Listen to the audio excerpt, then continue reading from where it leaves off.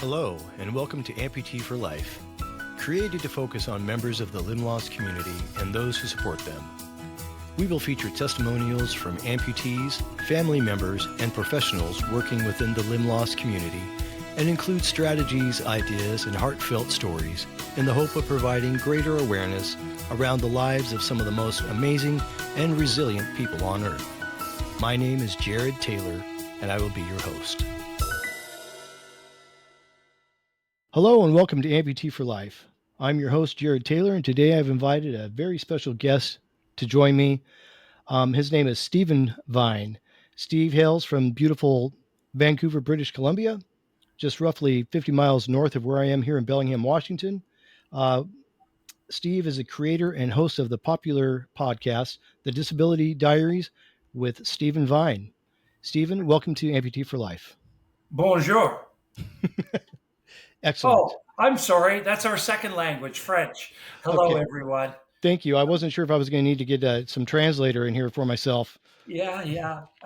I'm honored to be a guest of yours today, Jared. Thank you for having me on your show. Absolutely. Thank you, Steve. And I do want to mention to our listeners today that we just got done recording just about a half hour ago an episode on your podcast, The Disability Diaries. And I want to thank you for inviting me on as a guest on your show. It was Always a pleasure. it was really great to talk with you, and we're not done yet. So now it's my turn to grill you. Okie dokie. It was a good chat we had too, wasn't it? It was a very good chat, and I really hope that people will tune in from both of our podcasts and listen to each other on each other's shows. I think this is great, pretty exciting. And I just want to mention that Steve had reached out to me a few months ago in regards to wanting to get together and do a podcast episode. And I scared him a couple of times because I was a little slow in responding. And but here we are. And this is a great day for both of us, as far as I'm concerned.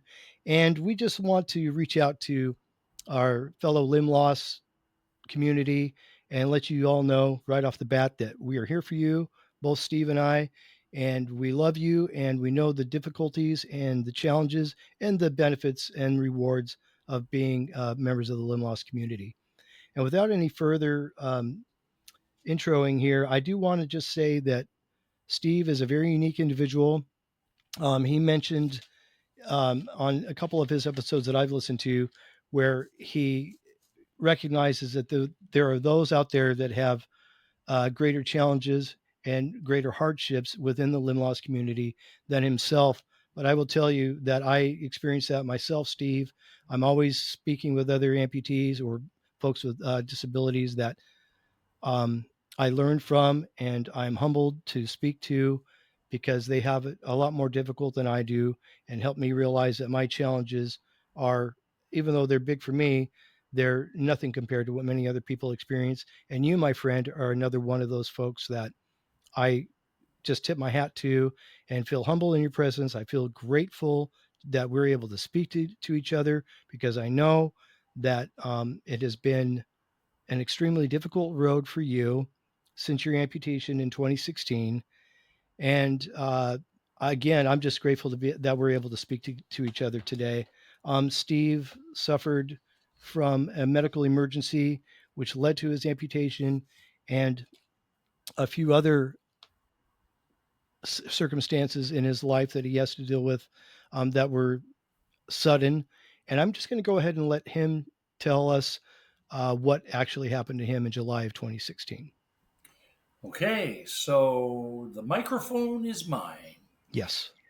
I woke up one morning in July of 2016, got ready for work, went into the washroom, used the toilet, and without getting too graphic, there was a lot of blood in the toilet.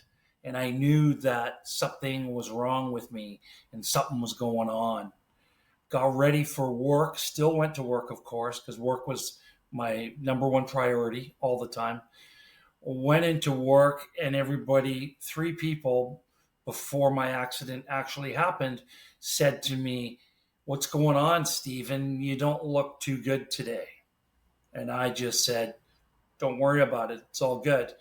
And I knew every time someone was saying that to me, that something really was going on. And after the third time, an individual that I worked with was speaking with me. And during our conversation, I passed out. I lost consciousness. And my head hit the floor. A lot of blood happened. I ended up getting sent to the emergency at a local hospital immediately. It was only a couple blocks away from the facility where I was working, the hotel I was working at. And I bled out at the emergency for 4.5 hours before they realized that I had a triple A, an abdominal aortic aneurysm. And my aneurysm in my stomach exploded, and I lost a ton of blood, and I mean a ton. And I woke up 28 days later after being in a coma. And when I woke up, I got I was conscious again, and my eyes were open, and all I could see was eternal black. And yet I could hear everyone talking. And I said, "What's going on? Why did you turn the lights off?" And then immediately realized, as soon as I had said that, the lights weren't off and I was blind. And it hit me over the head like a 2x4. And my partner at the time was there, and we started talking, and she started giving me the rundown of what had happened to me, of all the surgeries I had gone through with operations, and subsequently put my hand down to my right leg that was there, and it didn't feel normal. It didn't feel good. And I said to her, "Hey, what's going on with my leg here?" And she said, "Well, as a matter of fact, the doctors want to remove the leg, Steve." And I said, "What?" And now it was a couple of minutes, and I was comprehending the fact that I had complete vision loss, and the doctors also wanted to take my leg off. And as we were talking, I brought my right hand up to my belly area, and there was a plastic bag on my abdomen. And I said, "What the hell is this?" And she said, "Well, you've had another operation where they've removed your colon, and you can no longer use the toilet for the rest of your life." So within 10 minutes, I was trying to absorb this fact of what had happened to me. And this was my introduction to the world of disabilities. I found out shortly that I had five others, and I've been living with that for about 9+ years now. And I'm trying to strive and thrive and do what I can do best in this world with the cards that have been dealt to me. I want to advocate for the disabled community and tell everyone that's struggling with what they got, if you can do it, do it. And don't let anybody stop you, because the only person that's going to stop you from accomplishing what you can do is yourself. There you Well, go. you are living proof, a proof of doing it.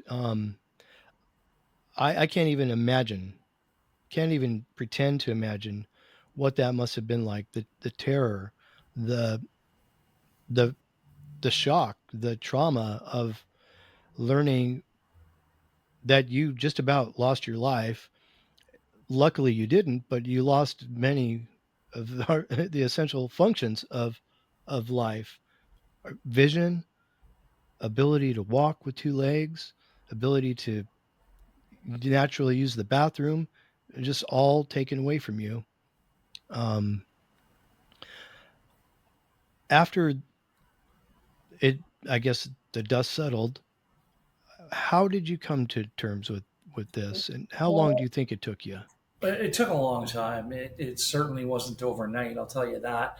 And I felt stunned, you know. I felt like I was in a different sort of zone than I had been in before the medical catastrophe, is what they call it in medical terms. You know, I had a 99 to 1 chance of mortality when this happened. Wow. And I survived, and I kept saying to myself, there's a reason for this. There has to be, like, I should have died. The doctors told my partner, you go in there and you say goodbye to him. And that's what she did. And I survived. And, you know, to answer your question, it was years for me to accept what had happened. Years. And I was angry. I was pissed right off at God, at the world, at everybody. There was a lot going on with me. And people didn't understand. People walked away from me. Family members, all of my family, my siblings, as well as my good friends. And nobody gave me that chance to get through it, quote unquote. And eventually I did. And to answer your question, I would say it probably took 4 years to finally hit rock bottom and then start coming back up and accepting the cards that were dealt to me. The abandonment of people that you would have never suspected would ever abandon or leave your side is actually pretty common. Unfortunately, more common than not when people suffer illness, serious illness, or disability or loss. Um, and I'm not sure what it is in others that drive them away. Um, I would say lack of character, but I don't know. I experienced it myself, not to the extent that you have, but I don't understand how people can turn away from someone who, at no fault of their own, suffered such hardship and debilitating circumstances and survived. I mean, this is something to be celebrated. You are someone to be celebrated, as far as I'm concerned. And yet, many in our community are find themselves in the same situation where they're on their own. They're totally on their own. And eventually, real people, genuine people come around and enter our lives. But for that time period where it's the ones we thought we needed or could trust the most that that let us down. Um, have any of those relationships mended themselves, or are they still where they were left? None. Amazing. Well, I've got my podcast, The Disability Diaries with Stephen Vine. I've done 30 plus episodes at the time of this recording that have been released. I've got more recorded that are going to be coming out. I've just finished a book that's going to hopefully be released in December or January. Don't even know the title of it yet. And I'm building a website. Almost finished that now. Going to post that at stephenvine.ca. Doing some plugs. I hope you don't mind. And not at all. And I hoped that some of these vehicles would be used for an individual to say, hey, I hear that you didn't think I gave you a chance. How are you doing now? But it hasn't happened. And maybe that really says a lot about them at this point. I don't know. But, you know, I've accepted it. And that's the most important thing. If anyone's in my shoe, that's the most important thing, is the big A, to accept it. It doesn't mean you can change it. It doesn't mean I'm going to phone all of them to find out how they're doing, but you accept it and learn to live within yourself. That's what it's all about. And to know thyself. I To hope know that makes thyself. sense. Yeah, that makes perfect sense, to know thyself. And you bring up an interesting point because you obviously have turned the corner and, pardon the pun, but you have been able to see the light um, in your circumstances, and you've moved on, and you're doing great things. The podcast, the book, and reaching out to others and providing hope, and just sharing your story. It provides hope in and of itself. And I guess what I'm thinking is we don't really know what we're capable of until we have to be stretched, and sometimes we really have to be stretched. Um, Not again any fault of our own. We haven't done anything wrong to be put in these circumstances. We're just in these circumstances, and we are faced with new challenges. I think that one of the things that I definitely, now I didn't know you before your accident, but I can imagine what kind of person you were. But what I'm getting at is I feel like for whatever reason, instead of asking, because for a long time I asked, why did this happen to me? Why? And not going to get that answer.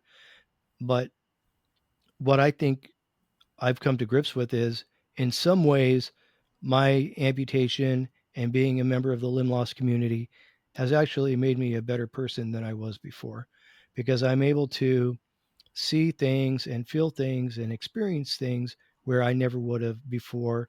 And I like to have thought myself as a empathetic or compassionate person before my amputation, because I dedicated most of my adult life in uh, emergency medical services and reaching out to folks. And um, but honestly, I can't do that anymore.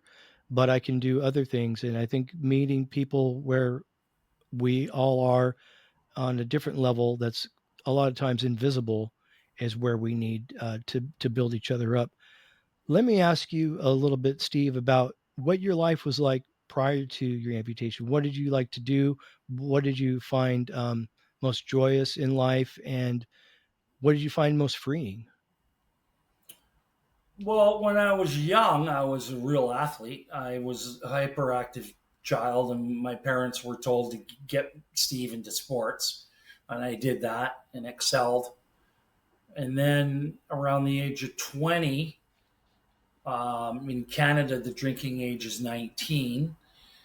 I got introduced to a bar and girls and started to work in the hospitality industry and make money. And making money was the number one thing for me. And number two was having a good time. I would have never, ever phoned in sick for any reason. Uh, Not even a triple A? yeah, yeah, for sure. But, I just wanted to have a good time. I wanted to smoke a cigarette with one hand and have a glass of wine in the other, and say, "Hey, let's have a good time. Let's have some fun while we're here on this planet." And with what happened to me, there was um, it was genetical, like genetics. There was a birth defect with my aorta, and my mom died from that, and I didn't know that till just recently. And my sister had a problem with it too. She lived through it. And then I've had my problem. But my lifestyle didn't help the situation. And I never went to the doctor. So if I could have a message for anybody out there, go to your doctor, get yourself checked out. I didn't do so. My blood pressure was extremely high. The alcohol and cigarettes and lifestyle and the stress I would put myself under with my employment didn't help. And eventually, I drove my car 100 miles an hour into a brick wall. And we all know what happens when you do that. Right. There's many pieces to pick up. The driving was fun, but boy, it had a tough ending, right? Right. And then I had to accept the crash and get myself back up and realize I got to make some changes, but I still got to look forward and do the best I can. And that's what I'm doing. And things are going well, but there's always room for improvement. And I really believe in fulfilling human potential and doing the best we can. And I sometimes push a little too hard, even disabled. People say to me, hey, slow down. Don't be a slave driver. You know, that might not be politically correct to say that, but that's what some people do say. And I got to remember, take it easy, slow down, carpe diem, seize the day, and make the best of what you got. Well, you're highly motivated. There's no doubt about that. And you have made some great choices. I mean, I know not every day is filled with great choices. And I know there's times where you probably uh, would like to just hang it all up. So let me ask you, what has been the greatest challenge since July of 27 or 2016 for you up till now? I think to answer that, I I thought of your question and immediately came to the thought of staying positive. That's been my biggest challenge. I last night I had a medical situation and I was very upset. Very upset. And for a period of time I was harshly negative. And I'm still learning as I deal with this that you got to stay strong and you got to bounce back and you always lapse at times. Not always, but you do sometimes. And if you do, we're all human. It's okay to make a mistake. You don't have to be so hard on yourself. Learn from it and bounce back and do the best you can again. And, you can get knocked down, but it's all about how you're going to get back up, right? Right. And sometimes that getting back up looks different than what we're normally used to, and allowing ourselves that ability. And you obviously know you've learned how to allow yourself the grace necessary to fall and fall back, stumble back a little bit, Yeah. because like we talked before on your show, um, we're not void of challenges. Now that we've faced major challenges, we're still going to have challenges and hard times and difficulties. Yet I think we're able to approach them differently now, because honestly, is there going to be anything that you face now that's harder than what you're already facing? I don't know. I don't think so. But, life is funny. I mean, anything can happen, right? Right. But I know what you're saying and I'm ready for it now. Um, this has definitely made me stronger and wiser. And we'll see what happens, I guess. Being stronger and wiser leads me to what I was going to ask you. And this isn't an easy, maybe not easy to answer, but what would you see as like the couple main benefits or rewarding aspects of your current circumstances? What are the benefits of my circumstances? Well, I guess I now truly have a reason to help others. And I'm trying to do so with my advocacy and my verbal support for others. And everyone out there, my email address, I hope, is going to be part of this podcast, which is sgv44isback@gmail.com. And Will you repeat that again, please? S is in Steve, G is in George, V is in Vine, 44 is back at gmail.com. Thank you. If anybody out there needs some support, let me know. I'll do the best I can to see what I can do to help you. I feel honored to do so. And we all need help. None of us can do all of this perfectly. And we make our mistakes. And the key is you got to keep going. If I can help anybody out there to keep going, let me know. I'm here for you. That, I think, is truly the benefit of my circumstances now. I didn't have that in my old life. I didn't have a vehicle to help others. Or if I did, I didn't see it. Now I see it, and my vision certainly isn't as good. I appreciate you. I'll make sure that we get your email address thrown up in the footnotes at the end of the episode when it's posted, so people can see that and have a direct link to you, as Thank you, well sir. as your podcast, which is found, I think, on every podcast streaming Yeah, platform. Correct? pretty well everywhere. Buzzsprout, Apple, Spotify, you name it. Facebook, the Disability Diaries with Stephen Vine.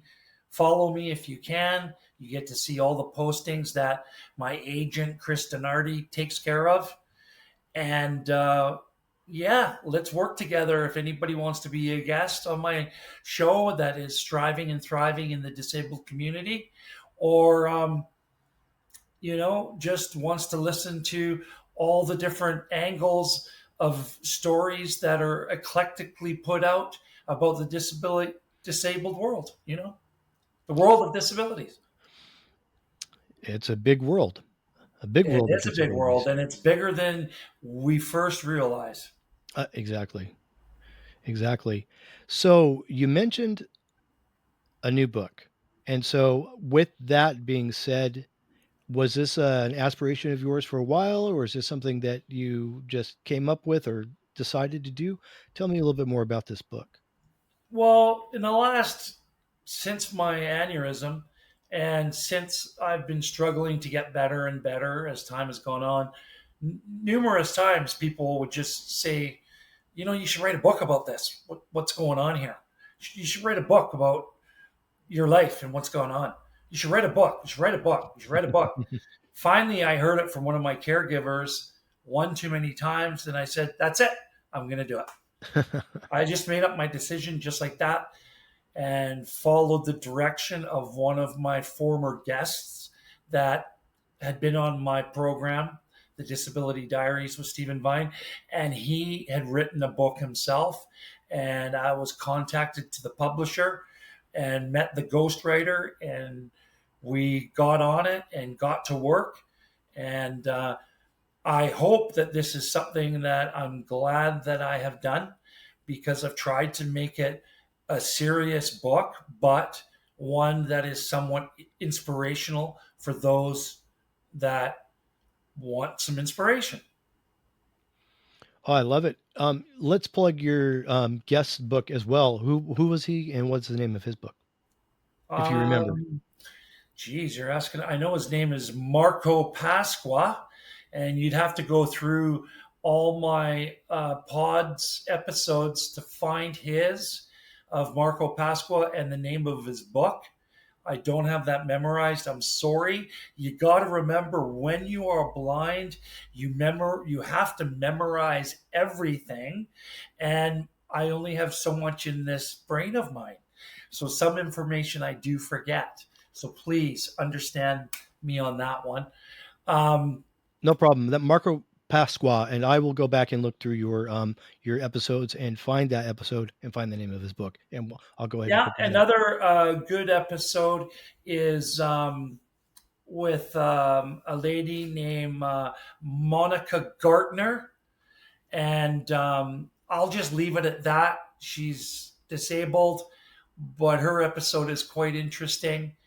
And I also have a gentleman on there by the name of Jugpreet Bagwa, and he is a local Indo Canadian artist. that is moving up the rankings, and he talks a lot about his disability challenges and his career that he is succeeding in so well. Excellent. Excellent. So, do you happen to have, or were you a part of at any time, some kind of a support group? Like, I don't have anything here in my local area. If I wanted to go to a support group, I would need to travel an hour and a half south down to Seattle. Are you a part of any kind of support group where you are able to meet with others in person, um, and go through your experience and give your hopeful advice to others? No, sir, I am not involved with that currently.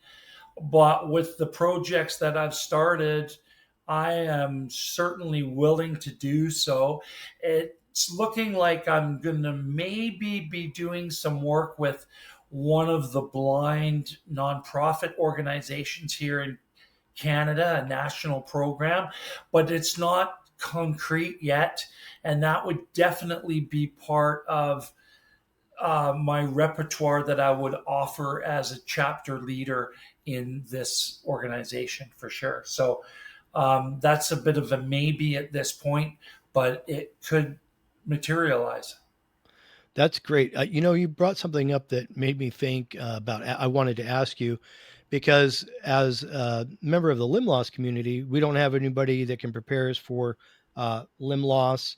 We don't have, even if an amputee told us, their story before we were amputees ourselves, we wouldn't get it. I mean, we'd want to, but we wouldn't really get it until we're Right. thrown into circumstances. Now, I know for myself and for other amputees that I've spoken with how challenging it is, how dark it can seem at first, which is real, and challenging. Um, Feeling like, here I am going on 10 years as an amputee, and I feel like I'm just now like a toddler in the amputee world. I still have so much to learn. I still have a lot of challenges, and it's very frustrating at times. Now, that you've experienced, but as well as that, now having no eyesight, what have you been able to find for yourself for the support through the the vision loss community? Not much, to be honest with you. The only I got some guidance with support for counseling from two smaller organizations here locally, but those stopped, and I don't really have any sort of banter going with support with anybody out there, if that's answering your question properly. Right.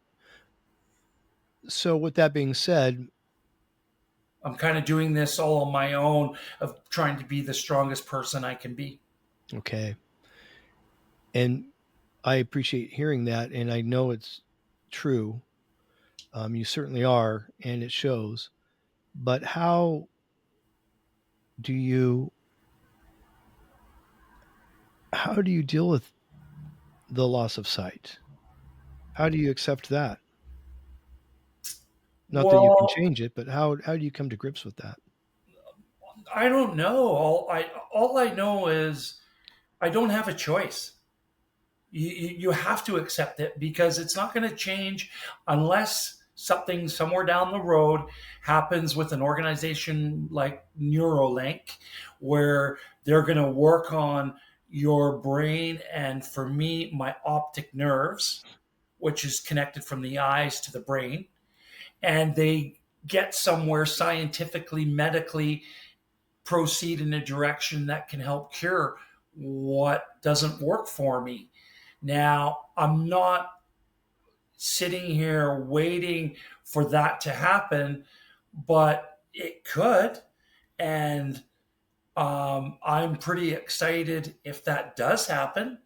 Um, but all I'm doing is just hoping and making the best without my vision. You know, it's coming up a decade, and I'm actually at the point now where I forget I'm blind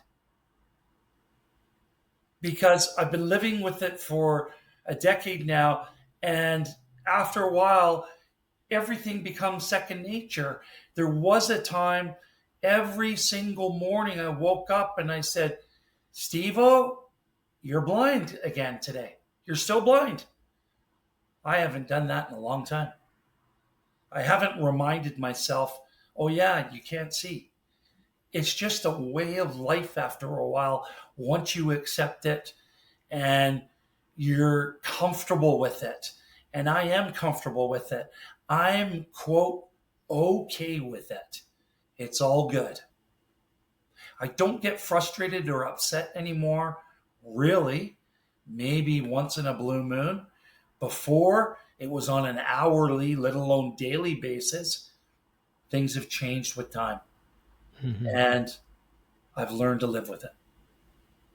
Just more proof that we're more adaptable than we could ever imagine. Absolutely. And And you got to stay positive, right? you've got to stay positive, absolutely. And the more you practice, you allow yourself, the more positive you can be. My mom, she's always been one that has said ever since I could remember, when I was, discouraged about something or whatever it was, she would always say, "Jared, you just have to fake it till you make it." And I didn't like hearing that because I don't like to fake anything. But no, it makes sense, and I see where she's coming from because she's been dealt, a lot of hardship in her life, but she's faked it till she's made it, and she's instilled that in me, and that's just what we have to do. It's just like practice makes perfect, and we have to practice it being positive. We have to practice it at rising above. It's easy to stay down. It's easy to be down, but it becomes more difficult over time as far as if that's where we choose to stay. If I may, Jared, Mm-hmm. when I started to understand what had happened to me and realize that I got to go forward with things, and the doctors, they removed my right leg above the knee, and they also removed 90% of my right bum, the buttock itself. That is also removed. Oh my. And yeah, and the doctors told me, and believe it or not, but that's a very complicated for the body to accept that bum move, that bum removed, especially when you sit in a wheelchair like I do every moment I'm out of bed. I'm in a wheelchair because I've tried to walk with a prosthetic. The doctors told me, Mr. Vine, this ain't going to happen, sir. You're not going to be able to walk. The combination of your leg missing, your bum missing, and you're completely blind, it's not going to happen. And I proved them wrong. I started to walk with the prosthetics after 2 years, but the pain that I had to endure became so bad I couldn't continue it. I still have that leg right over there in this room sitting across from me, and I don't use it. But hopefully, if my pain gets dealt with, I want to still prove those doctors wrong. And hope is a very important word, as you, Jared, are familiar with. And I still have hope that maybe I can prove the doctors wrong once my pain gets dealt with, if my pain gets dealt with. And that's a big if. We'll see. Thanks for sharing that, Steve. So the pain that you're referring to has to do with the nerve bundle in your thigh. Is that correct? No, it's in my groin, somewhat towards the back end area where there's an area called your sit bone. And It's rhetorical. It's what it says. It's the bone you sit on. And when that bum is removed, now when I'm in my wheelchair, I'm sitting on bone. And so the corner of that sit bone hurts like crazy 8 hours a day. And when you have your prosthesis on, the back of the prosthesis goes right up the back of your bum area, and that sit bone would rub against the back of the prosthesis, which would cause my pain to accelerate. Mhm. Is that making sense? Absolutely. Yeah, just And all and that so pressure, what's that? all that pressure. All that pressure. That's right. I'm 230, and that's a lot of weight being put down on a prosthetic leg, right? Mhm. And that's coming right up into the groin and the back of the bum area. Thus, my pain is right there. Mm. So I got a bit of a challenge, right? Right. And what are you working on right now, if anything, to hopefully have some breakthroughs with that pain? Is there No, I'm not doing anything other than hope. And the stage I'm at is understanding that drugs don't help. And I'm trying to get off a drug that I've been on for a while. And once that's off, I want to try a few of the other ones that I'm on. And I want to get more and more clean and deal with this more naturally. And again, my hope is there. And I hope that my hope is going to be more relevant at that time. And we'll see what happens. I believe it will be. So taking a holistic approach there, and I don't know. I mean, you might not want any. It might not feel good. Well, I know what it's like to have something not feel good and have to have massage through it to be able to get to a point where I had when I had the second time I had my left knee, my um, anterior cruciate ligament replaced after blowing it out skiing. Um, they had cut one of my tendons to my hamstring and took a section out of that and grafted that in as a new ligament. Um, when they cut that hamstring, the portion of it, the upper portion, snapped back way up into my thigh and created over time a big knot. Wow. And yeah, and I didn't. It hurt. It hurt bad. I would get Charlie horses really badly. That It's would hurt last. me just hearing it. Yeah, it lasted for days at a time. Well, my first wife was a massage therapist, and she says, I think that I need to work on this. And didn't. I was like, don't touch this. You just can't touch it. And but she was a professional sports massage therapist, and she actually traveled with the women's national soccer team. She was really great at what she did. So I let her and through quite a few painful sessions. It took over a year, but she was able to actually work that knot out and get it to where it never was a problem again. But Wow. initially, I couldn't stand it. It was like it would hurt my heart. It would make my stomach turn. I would feel like I was going to throw up anytime she started working in that area. But over time, just breathing through it and trust and having hope, it got better. So the only reason why I bring that up is I don't know if this. I mean, and that's a hamstring. That's a tendon. That's not nerves, which are very different. So I don't know. It's just something I wanted to throw out to you. Maybe somehow you can find a massage therapist. Maybe that could know what they're doing and work on that for you. I don't know. I do have to say that I'm telling everybody listening and watching that, I want to get off a few more of the prescriptions I'm on. There was also a time when I was on Oxycontin and opioid, as well as Lyrica, and a lot of alcohol. And I realized that those weren't helping. I haven't had those in my life now for a while, and it's much better not having those. And if anyone out there is using all that stuff and you find it's not beneficial, do the best you can to get off that and try to get au natural, because it's really the only way to go. I agree. I myself had to.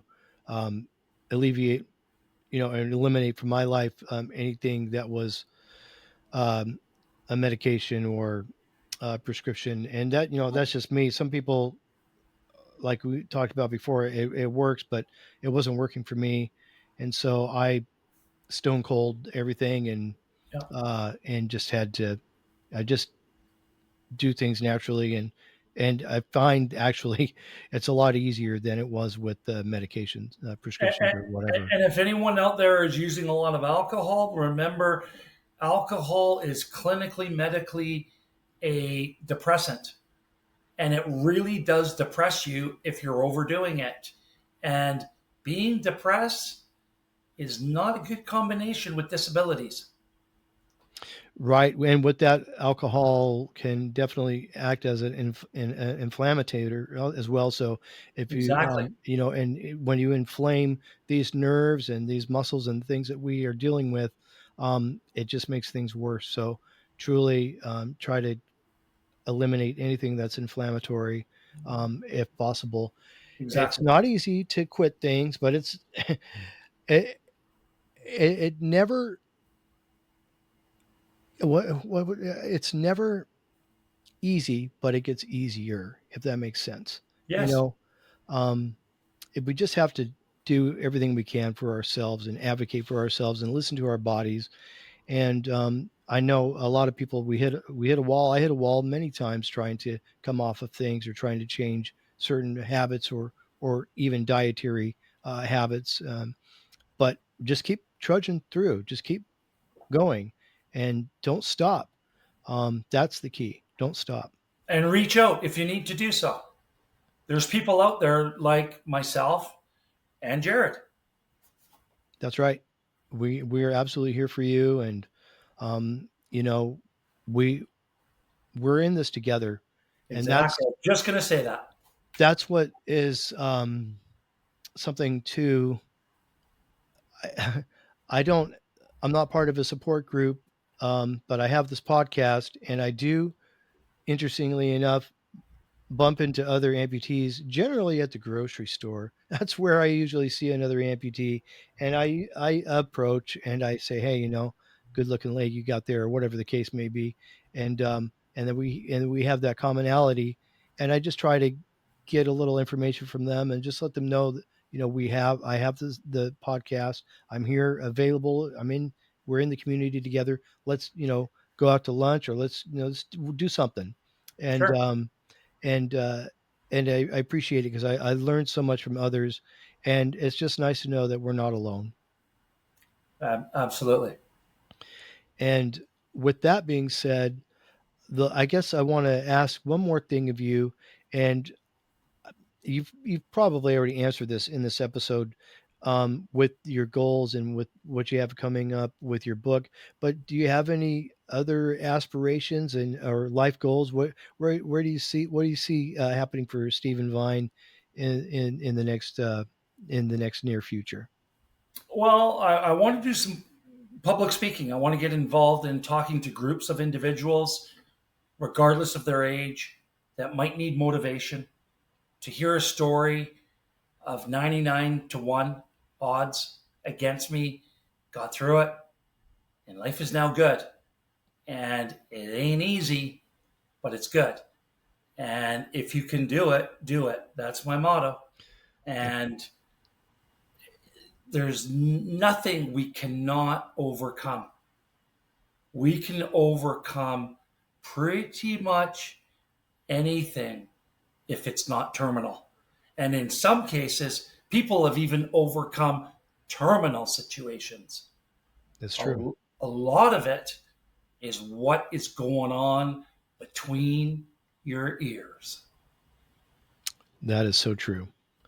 So with the public speaking and opportunities, if we put our heads together, you have a way to cross the border legally. If we could get something going on for you down here, do you have a passport or Oh, yeah, enhanced license? absolutely. I would come down there and speak to any group of individuals that would want me to make a presentation.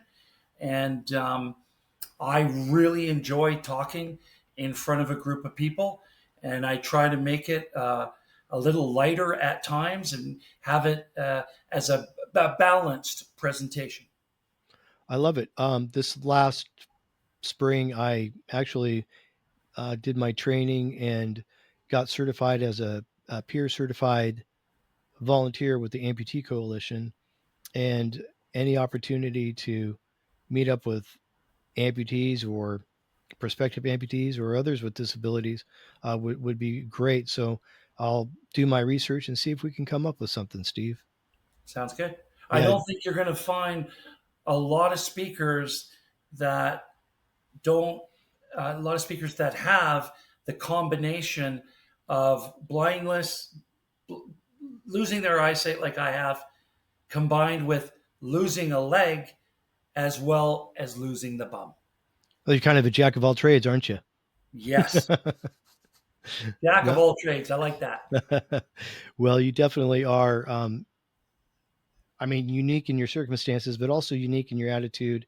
You Thanks. are. I appreciate your humility and your fortitude, and everything that you've offered today to our listeners, and to anyone who sees you or meets you and takes the time to get to know you.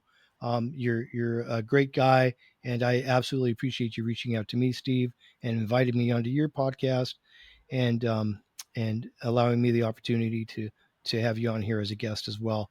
So, was there anything else you wanted to let our listeners know before we end this? I know you had a quote that you wanted to give. Did you give that already? Sneak that in, or No, I haven't given you a quote. You didn't ask me. I didn't ask you. Hey, do you have a good quote that you could like to give our guests before we I part? do. I do. It's short, and this is why I have a quote. Is because it's short, and I don't have to remember too much in words. And what that is knowledge speaks, but wisdom listens. And with my podcast and with my life, I try to listen before I speak. Sometimes I don't do that and I speak too quickly, but it's always wise to listen first. And Jimi Hendrix is the one that said that. The Jimi Hendrix from Washington State and a bit of British Columbia too. Yeah, amen to that. Absolutely. And he was a wise soul as well. So, Steve, thank you so much for being a guest today on Amputee for Life, and thank you for imparting your wisdom You and bet. sharing your story. And really look forward to getting a hold of your book when it is published and when you feel like it's ready for, or the world's ready for it. I would like to plug it here on Amputee for Life. So let me know when that happens. And again, thank you again for all that you've done today. Finally, it's been an honor for the people listening, and it's really been an honor being with you today, Jared. Thank you. Thank you, sir. All right, take care. Thank you for joining us today on Amputee for Life. Please stay tuned for our next episode. Until then, stay well, be safe, and please remember to enjoy the little things.